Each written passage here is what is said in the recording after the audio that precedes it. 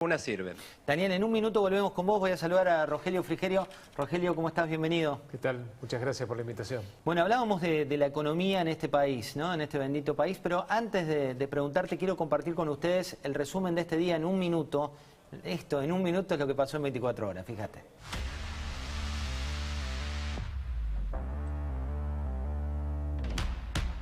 Vamos a hacer 500.000 dosis por semana desde esta semana, si Dios quiere. Nos ofrecieron al gobierno 13.2 millones de vacunas. Pfizer no tiene ningún interés en intervenir con los bienes del Estado. Ya no hay inscriptos para vacunar de los grupos de riesgo esenciales. Estamos pensando que a la pandemia la vamos a vencer y estoy seguro que la vamos a vencer.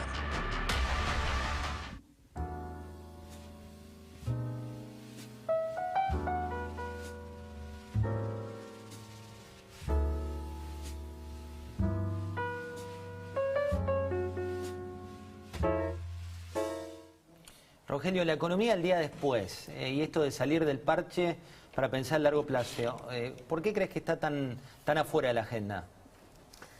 Bueno, porque la agenda de la política en general va en paralelo a la agenda de las preocupaciones de la gente. Me parece que eso es cada vez más obvio, ¿no? De lo que hablan los políticos no tiene nada que ver con lo que se habla en la mesa de los argentinos. Vos ves que la política privilegia las internas, quién tiene que ir, en qué ubicación en la elección de determinada jurisdicción, si hay que dejar participar a uno o a otro, nadie está discutiendo ver cómo hacemos para salir de esta situación desesperante de la Argentina. Los últimos datos del consumo son alarmantes. Los consumos de tarjeta de crédito bajaron un 40% respecto a antes de la pandemia. Es un solo dato, ¿no? Pero que te muestra que estás muy lejos de la recuperación y que el pequeño rebote que tuviste hace unos meses ya se diluyó, porque no hay ninguna otra respuesta por parte de la economía para sostener algún tipo de recuperación. Y eso, digamos, genera tremenda preocupación. Es perfectamente entendible por qué esta desesperación de los comerciantes, de las pymes, que no ven un futuro y que muchos dicen, bueno, llegué hasta acá, no aguanto más. Y después tenés un Estado que, lejos de empatizar con esta realidad tremenda, entre otras cosas te aumenta los impuestos, como pasó con el monotributo. Claramente lo que pasa con el sector productivo, con los argentinos que trabajan todos los días, es que sienten que el Estado está en otra cosa, que está mirando otra película, ¿no? Y que está lejos de entender la desesperación y el nivel de complejidad que implica sobrevivir a esta pandemia. Jorge, vos tenés detalles de un tema de agenda del día. Hoy estuvimos hablando y mucho de agenda paz, de hecho fue en el Congreso uno de los temas de agenda del día. Sí, efectivamente, con la presencia de Pfizer, bueno, lo hemos conversado ya, se empezaron a terminar de dilucidar cuáles fueron los problemas vinculados con Pfizer. Hoy hubo algunas definiciones más, cosas que ya se venían diciendo, algunas cosas que han salido en el comunicado de Pfizer, pero que empieza a cerrarse la historia de qué fue lo que pasó, cuál fue el problema. Son definiciones que no son una conclusión final, digo, cada uno lo puede leer de distintas maneras, ¿no? ¿Por qué Pfizer puso determinadas condiciones que no pusieron otras vacunas con las que sí, de empresas con las que sí se pudo acordar en la Argentina? Del otro lado, otra mirada es por qué Argentina le puso condiciones a Pfizer que no le pusieron otros países. Lo cierto, bueno, vamos a verlo en imágenes, a ver lo que sucedía hoy en el Congreso. Totalmente, imágenes del Congreso en 30 segundos, fíjate. Pero esta velocidad y esta escala que fue requerida por todo el mundo y por todos los gobiernos trajo aparejada también un riesgo inusual y sin precedentes de demandas contra todos los productores de vacunas. Es por eso que Pfizer incluye en todos sus contratos cláusulas de inmunidad y otras protecciones. Y estas cláusulas son consistentes en todo el mundo, inclusive los 116 países con los que ya firmamos acuerdos y estamos entregando vacunas. Ahí está, el título pase es que negaron coimas. Sí, efectivamente, negaron que les hubieran pedido coimas y lo que dijeron es que hubo un problema de incompatibilidad. Era incompatible el contrato que estaba dispuesto a firmar Pfizer con la ley argentina. Y esto tiene que ver con el famoso artículo de la negligencia, del que tanto se ha hablado. Bueno, hoy lo explica abiertamente el representante de Pfizer en el Congreso. Jorge, hablando de esto, ¿qué relación tenemos los argentinos con las vacunas? ¿Qué es lo que está diciendo la opinión pública respecto de esto? Mira, respecto de la gestión por la compra de las vacunas, la última encuesta indica que el 31,6% de los encuestados afirma que el gobierno compró tantas vacunas como pudo, 31%. 31,6% y que por ende han hecho la mejor tarea posible. 31,6% que se parece mucho al 33% que el kirchnerismo tiene siempre de base en términos nacionales. Ahora, el 60,8% de los encuestados dice que el gobierno especuló con la compra de vacunas y que le salió mal y que podrían haberlo hecho mejor. Y ahí, sí. Todo lo que empezamos a ver con cualquier pregunta se empieza a dividir de la misma manera. 30-35 por un lado y 60-65 por el otro, todo. Que esa es la, entre comillas, maldición argentina, ¿no? Que no salimos...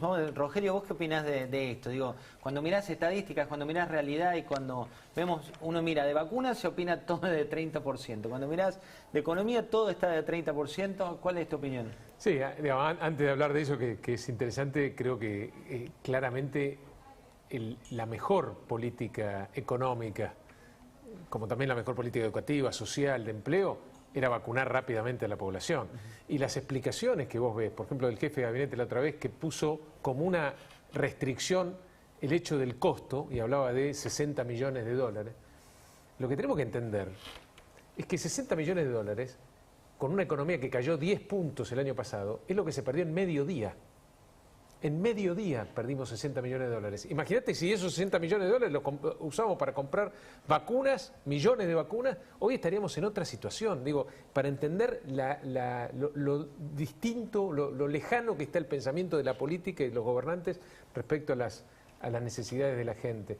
Y del 60, del 30-60, o 33-66, de 2 tercios, 1 tercio, yo creo que termina siendo de alguna manera auspicioso que sea así, ¿no? Porque eso quiere decir que uno puede juntar una mayoría, que uno puede en esos 2 tercios de la sociedad y de los dirigentes que representan a esa sociedad lograr trabajar, crear, construir puentes y generar esos consensos básicos, o sea, 2, 3, 4, 5 cosas fundamentales que necesita la Argentina para salir de este lugar.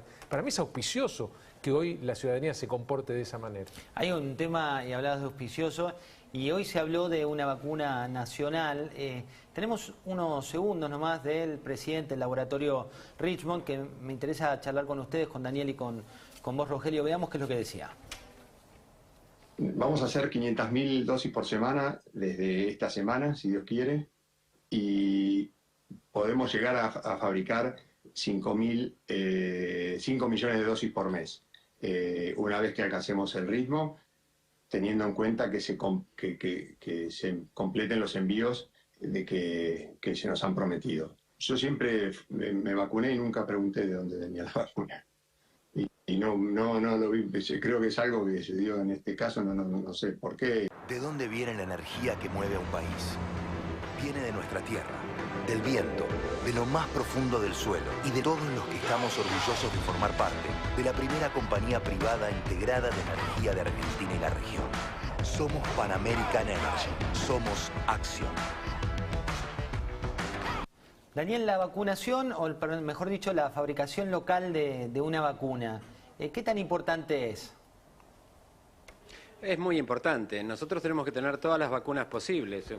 En el hospital tenemos una farmacia y tiene que estar llena de todos los medicamentos que necesitamos. Si los podemos producir tanto mejor, y tendría que haber medicamentos de todas partes del mundo que se pueden negociar y tener, tanto de las de ARN mensajero como la Sputnik, una vacuna que es muy inteligente en su desarrollo. Son 2 vectores distintos por razones inmunológicas que llevaría un minuto y pico comentar. Es una vacuna muy interesante, pero yo quisiera tener en la Argentina todas. Que se produzca acá, vamos a tener mayor disponibilidad y no hay que pensar, José, solamente en el hoy, que es lo que urge en términos económicos, era pasar el invierno, pero la verdad es que ahora en términos epidemiológicos también es pasar el invierno. pero después viene el verano, viene el año que viene y vamos a necesitar muchas vacunas. Pero como antes te dije, me parece que lo peor va a pasar en este periodo de tiempo. Tenemos un mejor fin de año, un mejor año 21, para mí en forma clara, y esto nos habrá sacado de esta situación que teníamos en dos años de nuestras vidas, el año pasado y este año, y el año que viene se va a manejar mucho mejor. Paz. ¿Cuánto podríamos, vinculado con esto que estabas comentando, ¿no? ¿Cuándo podríamos imaginarnos otra vez en la normalidad que alguna vez conocimos? Si es que eso será posible, ¿no? Ojalá, ¿no? Sí, va a ser posible, va a ser posible. Sí, la calle Corrientes se va a volver a llenar, esto está seguro, vamos a comer pizza en las pizzerías de siempre, que esto va a volver a la normalidad porque el ser humano no cambia, puede cambiar en generaciones, pero no en 2 años. Van a quedar algunas cuestiones. Digo, mirando a la luz de lo que pasó en otros países, ¿no? Bueno, creo que va a llevar tiempo porque no es el único tema. Los temas económicos que ustedes están discutiendo van a jugar un rol en estos hechos como una epidemia paralela, en consonancia con una cantidad de ondas paralelas, ¿no es cierto? Pero yo soy optimista. Bueno, habría que delimitar la palabra en sentido médico y epidemiológico. Pero repito, el año que viene las clases, conjeturo, excepto que aparezca, ni digo nuevas variantes, sino algo muy distinto como nuevas cepas, el año que viene las clases van a empezar normalmente y va a ser, pasando los meses, una enfermedad más. La inmunidad de rebaño quizás lleve un poquito más de tiempo, es difícil de saber. Israel cambió su realidad cuando tenía vacunado el 40% de las personas, Estados Unidos algo parecido, y se comportan de modo distinto. Porque cuando analizamos eficacia y eficiencia de las vacunas, que son cosas distintas, también las estamos estudiando con números de ensayos de fase 3 que se realizaron en otras partes del mundo sin las variantes actuales. Por eso no se puede ser muy exacto en eso, pero el año que viene vamos a introducirnos a un periodo anterior que creo que en algunos aspectos no va a ser de normalidad, pero en otros o en la mayoría creo que sí. Rogelio, hablando de esto que dice Daniel, él habla de la normalidad en las clases o la presencialidad de cara al año que viene. ¿Qué análisis haces de lo hecho en 2020 y en lo que va de 2021, Rogelio, con la presencialidad, sobre todo en la provincia de Buenos Aires? Bueno, me parece que después de 1 año y medio de pandemia y de manejo de la pandemia, los resultados son malos en todo sentido, ¿no? Y lo importante es que aprendamos de esto. Lo que a mí me cuesta ver es que el gobierno esté aprendiendo de los errores que hemos cometido. Nosotros fuimos uno de los países que más se cerró, incluso en la educación, que prácticamente no tuvimos clase en muchos lugares durante más de 1 año, y nos fuimos de los países que menos muertos y contagiados tuvo. Entonces, claramente esa estrategia la tenés que cambiar. Tenés que ver qué hiciste mal para no repetir esos errores, sobre todo porque esto sigue, no se terminó los efectos de la pandemia todavía. Podemos estar atravesando el peor momento o no, pero no se terminó, y en consecuencia creo que es muy importante tener claro el diagnóstico, y no lo veo al gobierno haciendo una autocrítica consciente de las cosas que se hicieron mal para no repetir precisamente esos errores. Y en eso principalmente está la educación, ¿no? Porque esos chicos que dejan de ir al colegio, después es muy difícil recuperarlos. Ese es un problema que teníamos antes de la pandemia, el abandono escolar, tremendo abandono. En Entre Ríos, el 50% de los chicos no terminan el secundario. Después de esto va a ser mayor ese número, lamentablemente. ¿Qué futuro tiene la Argentina con un dato como este? Esa es la preocupación y lo que tenemos que estar pensando hoy. Ese tiene que ser un eje del debate de la política. ¿Cómo hacemos para que los chicos recuperen las clases, recuperen el colegio, vuelvan a las clases? No tiene que ver solamente con la pandemia. El problema de la educación en la Argentina y de la calidad de la educación, ¿qué le estamos enseñando a los chicos? Si realmente estamos preparando a los chicos para el trabajo del siglo XXI, que tiene un nivel de complejidad mucho más alto que el trabajo del siglo XX. Eran problemas preexistentes a la pandemia. Todos esos problemas hoy son más graves, pero son los mismos problemas. Ahí en la agenda, Jorge, está esto de los argentinos. Cuando hablamos de educación, vos mostrabas el mapa de las palabras y el mapa concretamente de esas palabras. ¿Cuánto preocupa el tema de la educación? ¿O es un tema más nuestro? Mirá, no es que no preocupe, sino que cuando vos preguntás por uno y por cuál es el principal, desde luego que los problemas que tienen que ver con el bolsillo son los que más aquejan. ¿Okay? Pero me parece que es interesante la línea que transita Rogelio recién, porque en definitiva cuando vos hablabas al inicio del programa sobre el día anterior. El día anterior en realidad es el día previo. Los problemas que va a tener la Argentina van a ser exactamente los mismos que antes, pero van a estar absolutamente potenciados. Y los argentinos vamos a sufrir, de alguna manera, enfrentarnos a esa frustración de que cada vez estamos lupeando sobre lo mismo y sobre lo mismo y sobre lo mismo. Sobre una clase política que no encuentra las soluciones o no quiere o son lo suficientemente analfabetos o lo que vos quieras, pero que en definitiva tenemos los mismos problemas reales, simbólicos y hasta de futuro que no podemos descurar. Los mismos problemas que hace 50 años. Los mismos problemas que hace 50 años, 50 claro. años de repetir los mismos problemas y de no encontrarle la vuelta a esos mismos problemas.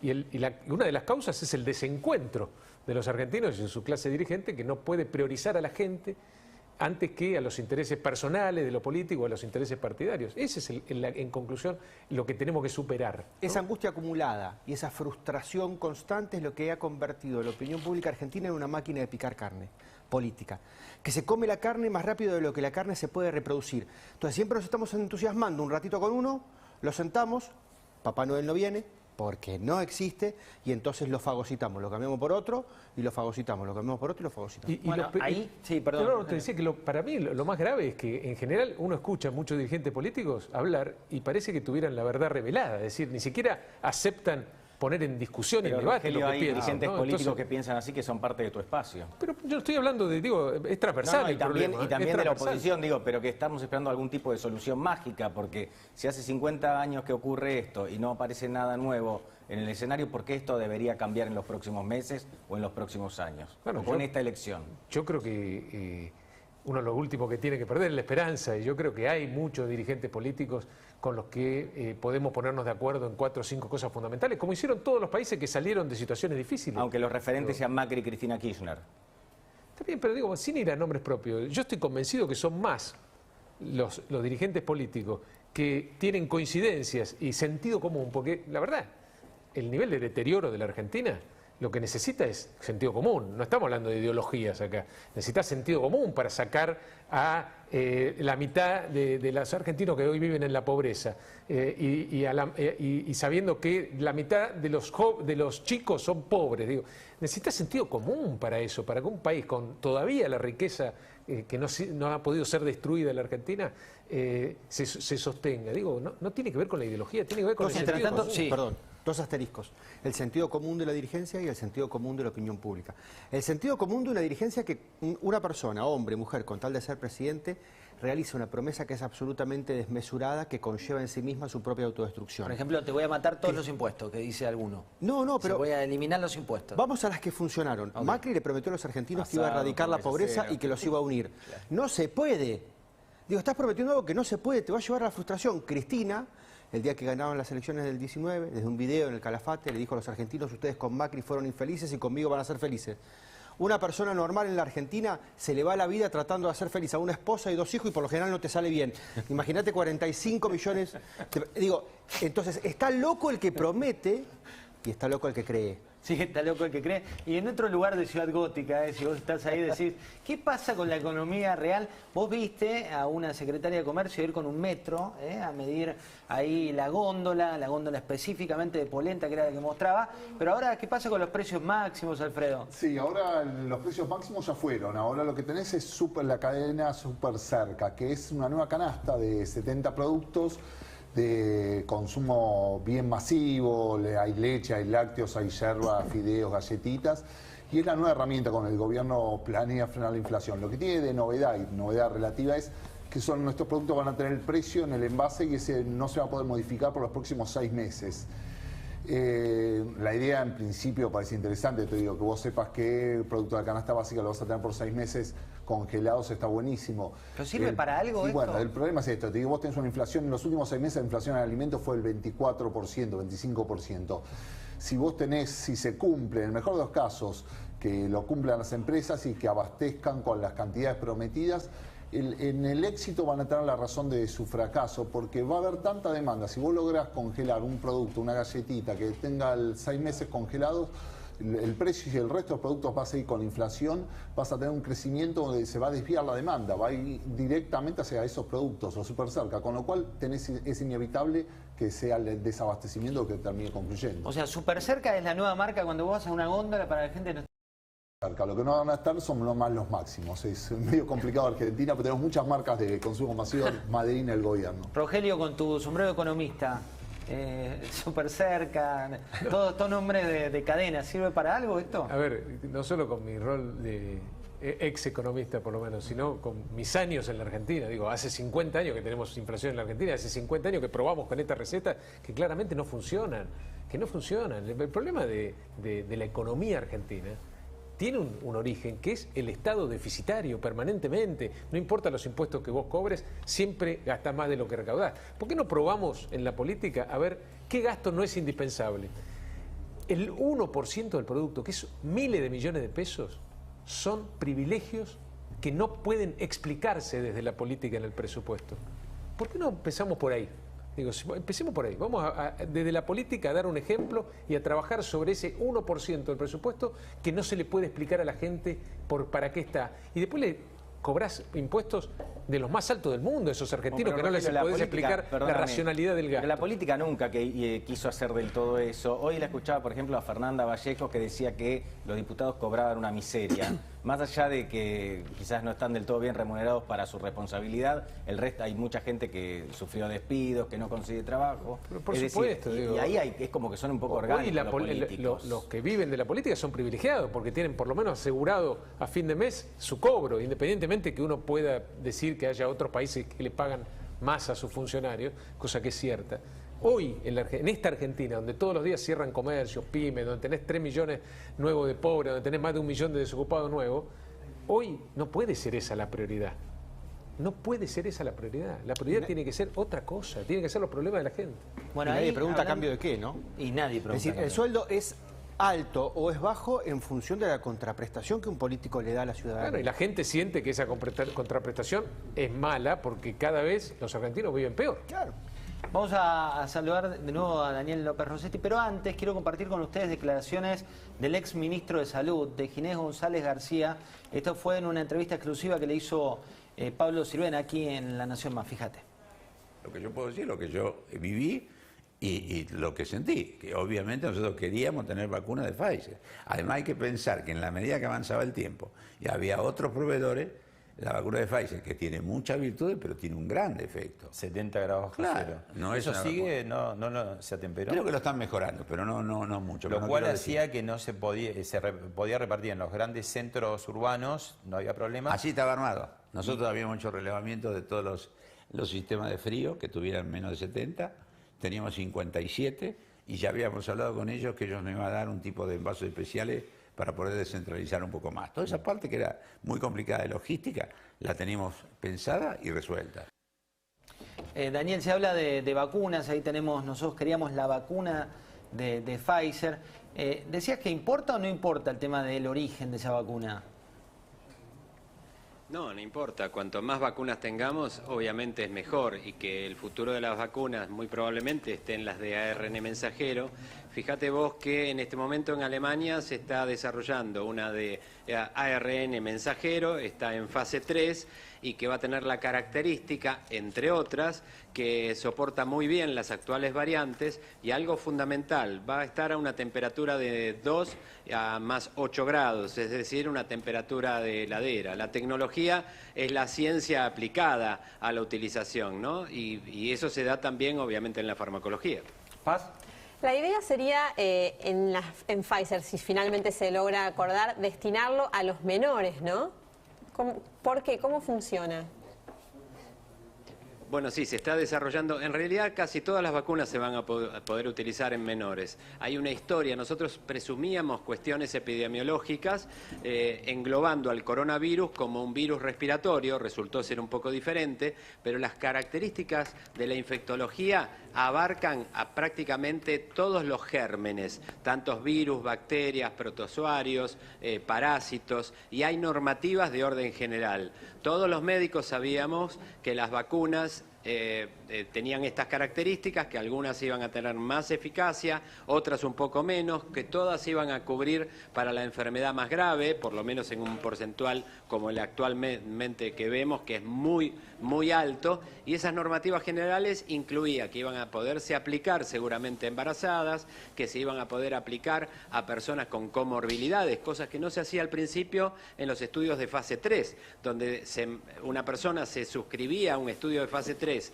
el año pasado, como por ejemplo en Buenos Aires, en Pfizer, en el Hospital Militar, y no se admitía determinadas enfermedades, como en la de CanSino, que también se estudió en nuestro país y que probablemente llegue, que es una de adenovirus, un vector de adenovirus de una sola dosis, que también eso es una ventaja y que se mantiene en heladera, pero no se aleja todo esto de lo que presumíamos de las normativas generales de la infectología clínica.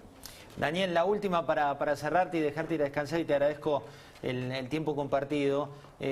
Siempre nos llega y se viraliza tu receta, pero la receta que no es la tan médica, sino la que tiene que ver con el ánimo de los argentinos, que tiene que ver con el otro día, con buscar algo optimista. Si tuvieras que ponerle un título a tu receta del día de mañana, ¿cuál es?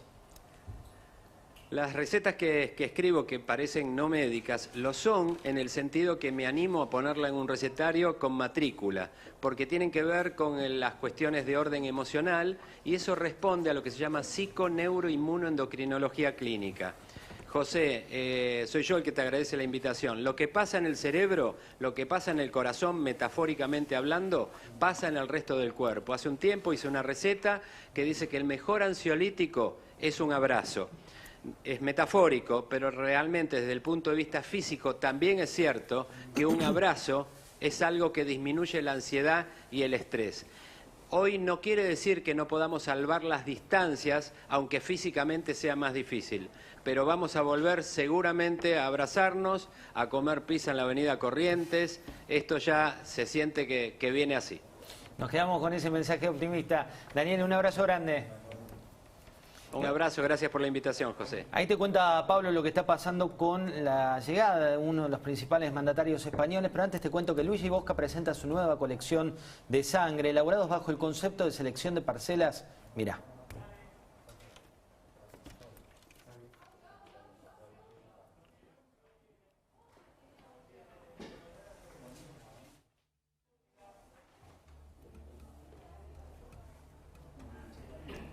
Pablo, ¿quién y para qué llega? Llega Pedro Sánchez, José, por si alguien no lo conoce, es el presidente del gobierno español. Hace poquito Alberto Fernández estuvo de visita por España, ¿se acuerdan? En el marco de las negociaciones de la búsqueda de apoyo en el marco de la deuda que estamos negociando con el Fondo Monetario Internacional. Bueno, devolución de gentilezas, acaba de llegar hace minutos Pedro Sánchez a la Argentina. Déjame decirte que es una buena noticia para el gobierno de Alberto Fernández, que no tiende muchos puentes con el mundo occidental, por decirlo de alguna manera. Salvo que te agarre el semáforo estatizador de Alfredo Sainz, que te dice que hay sectores donde casualmente o causalmente las empresas españolas tienen fuertes inversiones y corren riesgo. Sí, mira, te digo, justo a Pedro Sánchez seguramente uno de los temas de debate es qué puede pasar con Telefónica. Telefónica es una empresa española que ya anunció que está analizando, todavía no tiene definido, retirarse a algunos países de la región. Uno de esos países es Argentina. No sería en este caso una estatización, lo que está buscando Telefónica es un comprador, podría ser un sector privado, un empresario. Se habla del Grupo Olmos, que son un grupo vinculado a la UOM de Stan Medios, son los dueños de Crónica TV, pero todavía simplemente es una negociación. También existen otros sectores donde el gobierno de Alberto Fernández está analizando avanzar con estatizaciones. Lo más fuerte es la hidrovía. Hoy por hoy el contrato está renovado por 90 días, está en manos de un grupo belga, asociado al grupo local, el Grupo Romero, y hay un sector del gobierno más vinculado al Grupo Patria que está analizando seriamente algún tipo de estatizaciones, alguna estatización que sería parcial, quedarse con una parte del negocio, más que nada el peaje, y de seguir delegando en un privado el tema del dragado. Ahí, Jorge, ¿estamos a favor o en contra de las estatizaciones como argentinos? Digo, me acuerdo que cuando uno analizaba aerolíneas como caso, le daba 8 de cada 10 querían que la estatice, pero también decían, no quiero que el Estado le ponga plata, con lo cual era una contradicción muy argento. Mira, dentro de los múltiples problemas de agenda o temas polémicos de agenda en los cuales el gobierno se metió el año pasado, uno era la cuestión Vicentín, por ejemplo. Cuando medimos eso, de vuelta, el cliché del cual hablaba antes, el 30% que defiende al gobierno está de acuerdo con ese tipo de ideas. En muy pocas de las cruzadas que emprende el gobierno, ni su propio público lo acompaña, pero son muy graves. La liberación de los presos, por ejemplo. Pero en tema de estatizaciones, el 30% Te va a ir siguen a todas partes. Y mientras tanto, Paz, otra noticia de la agenda que viene tiene que ver con Pepín. Contanos un título de quién es Pepín, por más que mucha gente ya lo conoce, y qué es lo que pasó hoy. Fabián Rodríguez Simón, más conocido como Pepín, un abogado y ex asesor, un hombre muy cercano a Mauricio Macri y también cercano a otros de ese mismo espacio. Por ejemplo, es amigo de Horacio Rodríguez Larreta. Tiene una causa bastante avanzada en la justicia en Comodoro Pi y la jueza María Romilda Servini ordenó su captura. Esto tiene que ver con un caso por presuntas amenazas y extorsión denunciado por Fabián de Sousa, vinculado con Cristóbal López. Lo que decían es que el gobierno de Macri amenazaba a Cristóbal López y sus socios, diciéndoles que si no actuaban en favor del grupo de Macri y compañía, ellos iban a avanzar sobre sus empresas. ¿Qué es lo que pasó? Fabián Rodríguez Simón decide quedarse en Uruguay y queda así prófugo de la justicia argentina. La jueza María Servini de Cubría había pedido su extradición para que lo trajeran de Uruguay y también pidió su captura internacional. Interpol le había contestado que no, que necesitaba más elementos para decidir si ordenaba o no la captura internacional. Hoy la noticia es que Interpol dispuso la circular roja, publicó la circular roja con la captura internacional. Pero, ¿qué significa esto? En la práctica bastante poco. ¿Por qué? Porque Fabián Rodríguez Simón está tramitando la condición de refugiado en Uruguay y además hay un proceso de extradición abierto. ¿Qué quiere decir esto? Si él se fuera, por ejemplo, a Brasil, en Brasil Interpol podría capturarlo. Dentro de Uruguay no puede ser capturado con estos procesos en marcha. Alerta roja es lo que dicen. Pero sí, una cuestión que destacaban hoy en el gobierno. Si bien es cierto esto, que no tiene un efecto inmediato, algunos lo ven como, bueno, podría ser un aval de algún modo entendido, porque Interpol está diciendo, acá hay un caso judicial que se sostiene. Es la verdad bastante poco, porque en la práctica, ¿qué es lo que está pasando? Fabián Rodríguez Simón se va a quedar en Uruguay y está ganando tiempo. Sería interesante, ya que tenemos aquí a Rogelio Frigerio, conocer su opinión sobre esto. Rogelio. Bueno, yo no tengo detalles del caso. Yo personalmente no soy quien para aconsejar a nadie, pero yo creo que hay que presentarse a la justicia si la justicia te llama. Y la justicia además tiene distintas instancias. Uno puede tener desconfianza sobre alguna de esas instancias, pero uno siempre tiene el derecho a ir a otra instancia de la justicia y ver qué pasa. Creo que a mi juicio por lo menos no tomó una buena decisión no presentándose en la justicia. Rogelio, se vienen las elecciones y hay internas en ambos espacios políticos. Pareciera ser que en el oficialismo, Cristina, dicen algunos, alineó a la tropa, otros dicen que tiene que ver más con el pragmatismo de la cámpora. Y en la oposición, en Juntos por el Cambio, todavía no está claro quiénes van a ser las figuras o los referentes, por ejemplo, en provincia, en ciudad. ¿Cuán fundamental crees que haya un listado ya a esta altura de los acontecimientos?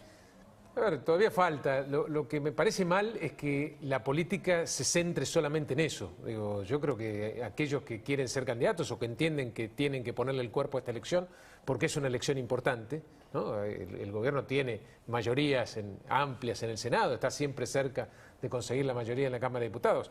Yo creo que para la salud de la democracia es bueno que a la oposición le vaya bien y que haya más equilibrio en el Congreso, y creo que en la medida de lo posible hay que poner el cuerpo y jugar. Ahora, no puede centrarse en eso la discusión política.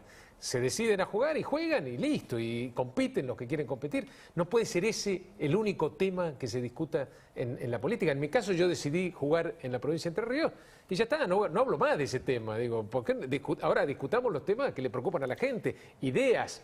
Digo, no puede centrarse la discusión política en quién es candidato, quién puede serlo, quién no, en qué distrito puede ser, en qué distrito no puede ser. Digo, creo que la gente no está esperando eso de su dirigencia política. Esta decisión que usted tomó y anunció de que iba a ser candidato efectivamente en estas legislativas, ¿tiene el apoyo de Mauricio Macri? ¿Está conversado con Mauricio Macri? No, es una decisión mía personal con las distintas fuerzas que integran Juntos por el Cambio en Entre Ríos. en mi provincia. Más local, decís. Pero no lo ha hablado con él.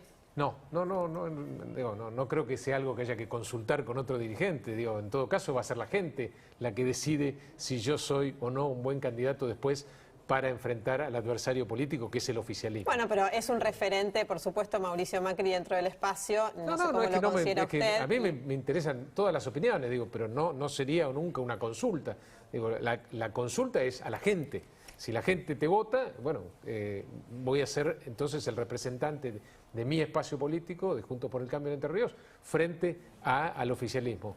Pero es la gente la que termina decidiendo eso. Ahí en provincia de Buenos Aires, Pablo, hay datos concretos y después le vamos a preguntar a Jorge si tiene algún número. Sí, claro que sí, José. Es muy, pero muy interesante porque hay algunos elementos clave que van a terminar inclinando la elección para un lado o para el otro. Obviamente todavía no sabemos para qué lado, pero sí sabemos dónde van a estar las claves. La primera de las claves es ella, Cristina Kirchner. ¿Por qué me refiero a Cristina Kirchner? Porque hoy hablaba con prestigiosos consultores y estudiosos de la opinión pública como que me decían al lado, que, como Jorge. por ejemplo, que casualmente lo tengo hoy sentado a mi izquierda, me decían que el factor de la elección es Cristina Kirchner. Ojo, para bien, pero también para mal. Según el amor o el odio, entre comillas, que se le tenga a la ahora vicepresidenta, va a terminar gravitando en el resto de la elección. A tal punto que la figura de Cristina Kirchner podría incluso opacar a quien sea quien lidere la lista de la oposición, en este caso de Juntos por el Cambio,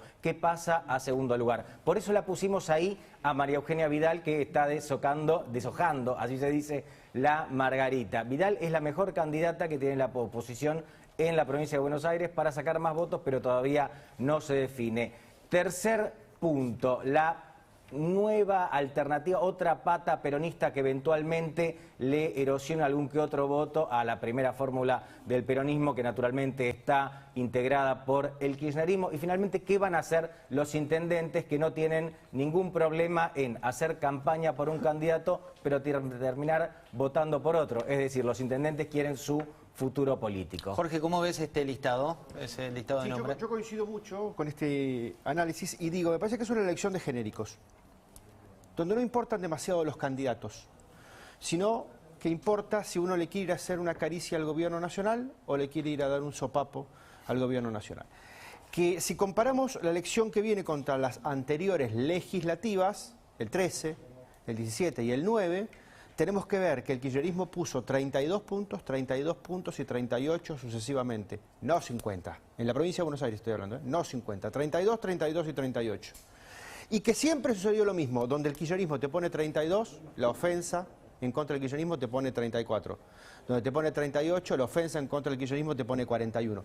Hay como un sistema de balance y de estímulos y de contraestímulos. Entonces, el kirchnerismo te pone cualquier cosa, te pone a Néstor, te pone a Insaurralde, te pone a Cristina, y le puede llegar a ganar hipotéticamente, si la ofensa es mucha, a Néstor le puede ganar un supermercadista colombiano, a Insaurralde le puede ganar Sergio Massa, sin comentario, y a Cristina misma le puede ganar Esteban Bullrich, haciendo un despelote por semana. Yo lo quiero a Esteban, pero digamos, haciendo un despelote por semana en la campaña.